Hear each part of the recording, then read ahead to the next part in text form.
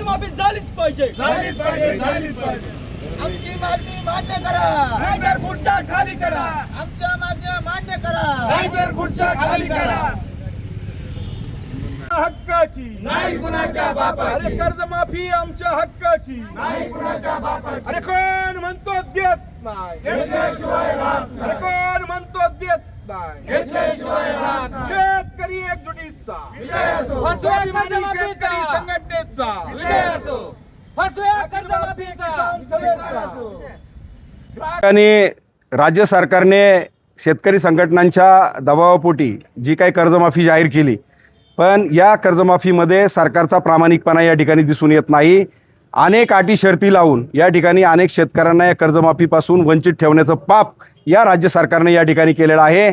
आणि आमचं म्हणणं असं आहे की कुठल्याही अटी शर्ती न लावता या ठिकाणी सरसकट शेतकऱ्यांना कर्जमाफी दिली गेली पाहिजे. उद्योगपतींचं कर्ज मात्र माफ करताना तुम्ही कुठली अट शर्त त्या ठिकाणी लावली नाही.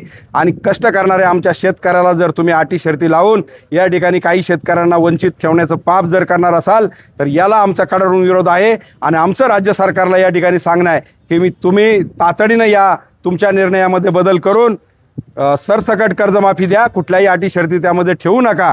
आणि या मागणीसाठी आज शासन निर्णयाची होळी करून आम्ही या सरकारचा या ठिकाणी निषेध केलेला आहे. शासनाने याची दखल घेऊन तातडीनं नव्यानं शासन निर्णय पारित करून सरसकट कर्जमाफी सर्व शेतकऱ्यांना द्यावी, ही मागणीसाठी आम्ही या ठिकाणी हे आंदोलन केलेलं आहे.